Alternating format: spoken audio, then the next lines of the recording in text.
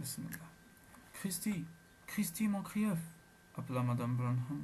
Le professeur d'art dramatique rattrapa la jeune fille dans le couloir. C'était une petite femme maigre, d'une cinquantaine d'années, au visage trop maquillé. Ses cheveux se dressaient comme sous l'effet d'une décharge électrique, agitant les mains d'une façon théâtrale. Elle prononçait chaque mot avec une emphase qui correspondait avec l'art qu'elle enseignait. Oui, Madame Burnham. Christy, ma chère, figurez-vous que Nell Higgins, chargée de dessiner les costumes pour la pièce, a une hépatite et sera absente, Dieu subhanahu sait pour combien de temps. La première a lieu dans 8 semaines et il nous faut une remplaçante. Madame Howard m'a conseillé de m'adresser à vous. Accepteriez-vous de nous aider, chère Christy? Madame Howard, le professeur de travaux ménagers, avait complimenté Christy pour la robe qu'elle avait confectionnée en cours. Christy réfléchit rapidement. Madame Burnham était une originale, mais travailler à la pièce que devait jouer la troupe du collège était une excellente occasion de faire connaissance avec des camarades, et l'expérience était tentante. J'essaierai volontiers, Madame Burnham. Que devrais-je faire? Ah, merci, mon petit. Nous avons une réunion à la fin des cours dans la salle de conférence, avec toute la troupe. Pour le travail, vous aurez carte blanche et il ne manquera pas de volontaires pour vous aider à la confection. À propos, Reginald Jones, du département des beaux-arts de l'université de l'Iowa, est un vieil ami à moi, et il nous apportera ses lumières. Madame Howard prétend que vous êtes très doué, et si vous désirez poursuivre une carrière de styliste, Reginald sera une relation utile. Madame Burnham s'interrompit pour reprendre son souffle. Pauvre Nell, quel dommage pour elle qu'elle soit tombée malade. Elle était si impatiente de se mettre à l'œuvre. Eh bien, Christy, à tout à l'heure. Madame Burnham pivota sur ses talons et s'apprêtait à repartir. Madame Burnham, appela Christy en la rejoignant. Oui, ma chère. Quel est le titre de la pièce? Oh, c'est L'Homme de la Manche. Vous savez, l'histoire de Don Quichotte. Une œuvre étonnante, n'est-ce pas? Sur ce, elle s'éloigna en trottinant. Voilà qui s'annonce passionnant, songea Christie. En plus, elle rencontrerait Reginald Jones, une aubaine. Elle avait entendu parler de lui. Les vêtements qu'il avait dessinés étaient dans toutes les revues de mode. Elle s'était rendue avec sa mère à l'un de ses défilés à Chicago. Le malheur des uns fait parfois le bonheur des autres, pensa-t-elle. Si Nell Higgins n'était pas tombée malade, cette chance lui aurait échappé. Christie était ravie. À cet instant, elle se souvint du troisième vœu demandé à Prince. Pourtant, n'était-ce pas une pure coïncidence de se voir chargé de dessiner les costumes de la pièce, avec Reginald Jones pour conseiller? Il n'était pas sérieux de croire que Prince pût réaliser ses souhaits. Prince n'était qu'un brave cheval, son ami. Ce soir, il aurait droit à un sucre supplémentaire. Christie cherchait Mary à la cafétéria du lycée, quand Faucon l'aborda. Salut mon ange, comment va ma préférée?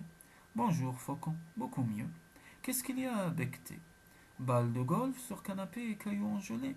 Non, répliqua Christie, semelle de bois et lacets frits. Parfait, mon plat favori. Tu as vu Mary? Demanda-t-elle. Non, il détourna les yeux.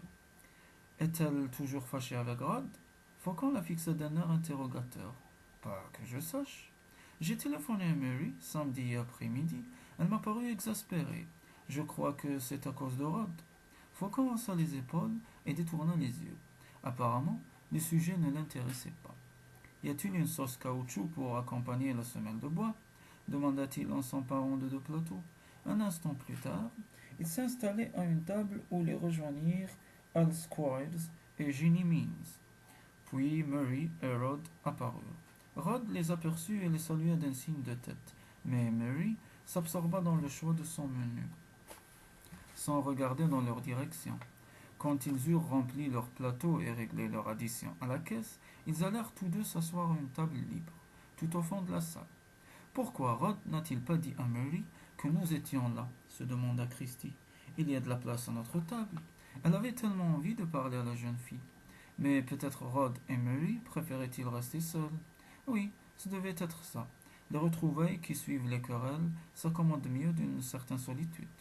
Faucon, en parfait macho, n'avait apparemment rien remarqué de leur manège. Il fallait être femme pour sentir ces choses-là. Je te ramène après les cours? Demanda Faucon quand ils eurent fini de déjeuner. Non, je dois assister à la réunion de la troupe théâtrale. Nell Higgins était chargée de dessiner les costumes de la pièce. Mais elle est tombée malade. Madame Burnham m'a demandé de la remplacer. Je vais la voir tout à l'heure pour qu'elle me mette au courant. Aucun problème.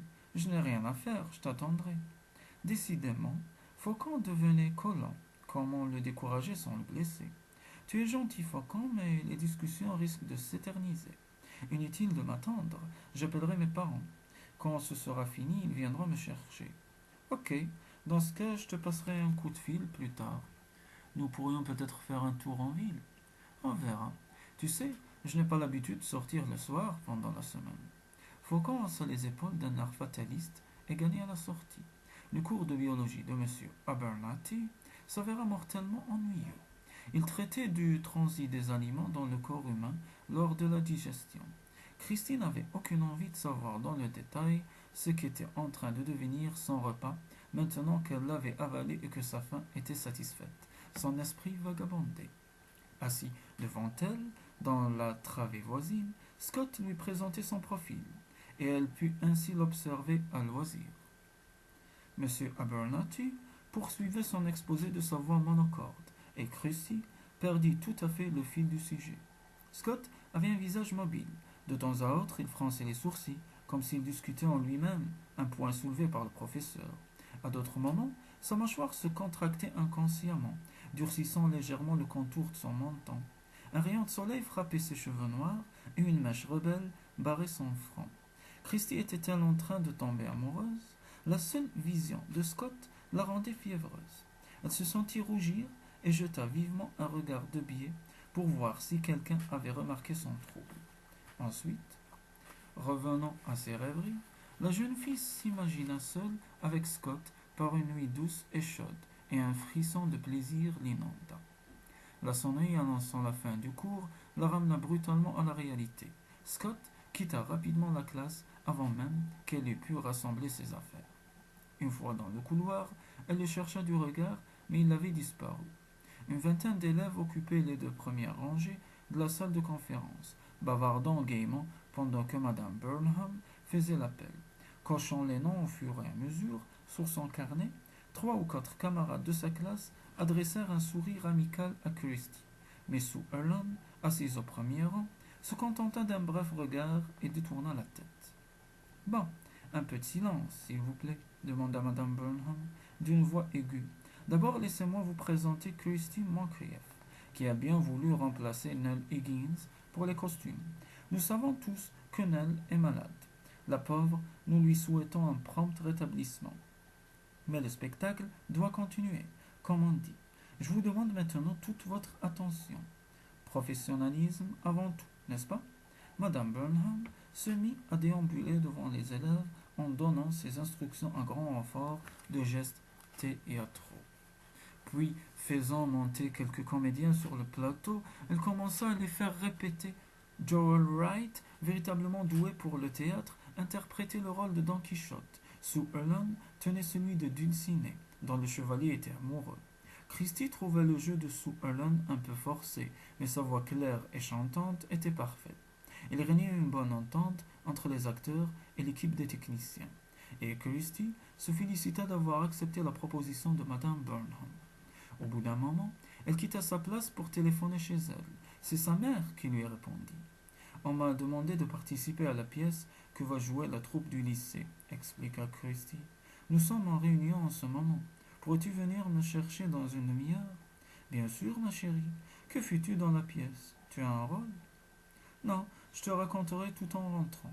Il faut que je voie le metteur en scène à présent. D'accord, je passerai te prendre dans une demi-heure. Amuse-toi bien. Christie raccrocha et s'apprêtait à quitter la cabine téléphonique lorsqu'elle reconnut la voix de Sue Ellen dans le couloir. Cette Christie Moncrieff lança hargneusement la jeune fille. Elle est à peine arrivée qu'elle se jette au cou des garçons. Mary m'a raconté qu'elle avait même eu le culot de lui téléphoner samedi pour l'inviter à venir chez elle écouter des disques. Tu te rends compte? Après lui avoir soufflé Faucon. Ne crois-tu pas que Faucon y soit pour quelque chose? Demanda une autre fille. J'en doute. Cette pimbèche arrive de Glen Ellyn et s'attend à ce que tous les types tombent à ses pieds parce qu'elle est riche. que sa mère écrit des bouquins et que son père est courtier en grains. Non, crois-moi, nous n'avons pas besoin de ce genre de snobinarde ici. Oh, Sue Ellen, tu crois vraiment qu'elle est aussi mauvaise? Et toi, que penses-tu de sa conduite envers Mary? Christie en eut la nausée. Comment aurait-elle pu deviner? Elle avait toujours cru que Rod et Mary formaient un couple. À présent, elle comprenait, elle se souvint de la place vide que Mary avait gardée chez Quicks. Mary attendait Faucon. Voilà pourquoi elle s'était montrée si froide au téléphone. Après tout, tu as peut-être raison, dit l'autre fille. Il faut que je rentre maintenant, à demain. À demain. Christie écoutait le bruit de leurs pas décroître dans le couloir et s'appuya contre la paroi de la cabine. Ainsi, on la soupçonnait d'avoir séduit Faucon. Elle avait toujours vu Mary en compagnie de Rod. Au moment même où la vie du lycée semblait enfin lui sourire, voilà que de nouvelles complications se présentaient. Sortant de la cabine, la jeune fille regagna la salle de conférence, mais son esprit était ailleurs. Comment sortir de cette impasse?